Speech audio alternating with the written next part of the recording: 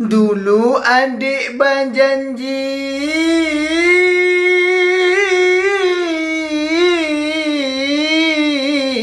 jalan seiring,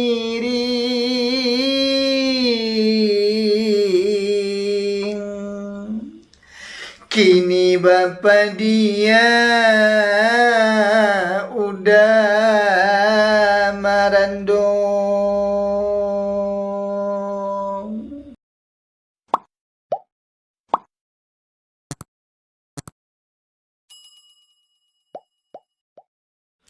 Assalamualaikum sahabat dan temanku semuanya dimanapun berada. Semoga hari ini diberi kesehatan, dilancarkan segala urusan, dan dimudahkan segala urusan dan perbuatan kita.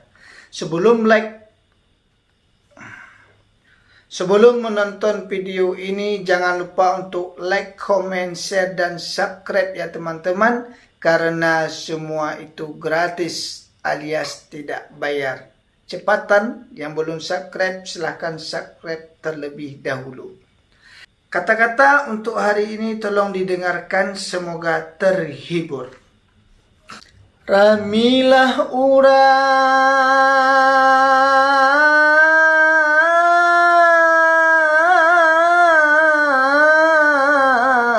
di balimbi,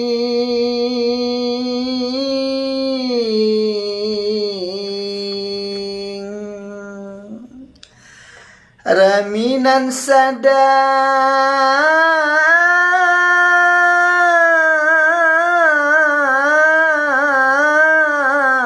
hari sanjong.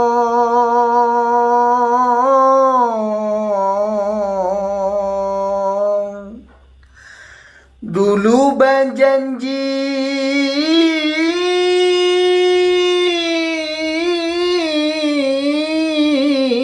jalan seiring,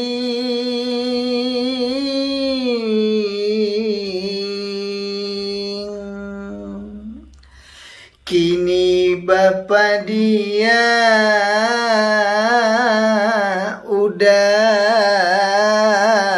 merandong. Ramilah urang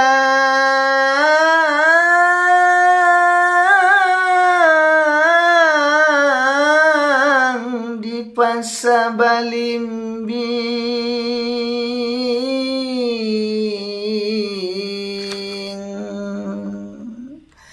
raminan sadang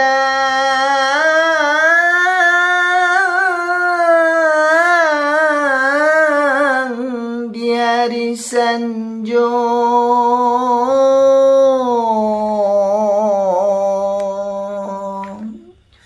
Dulu adik berjanji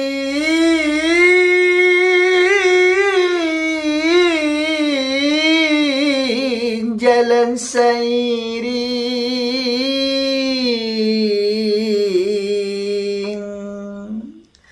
kini bapa dia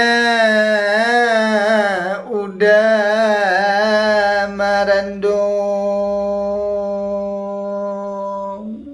Dulu adik berjanji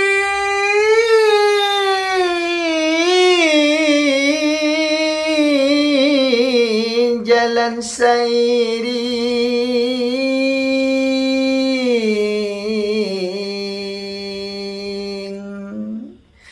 kini bapa dia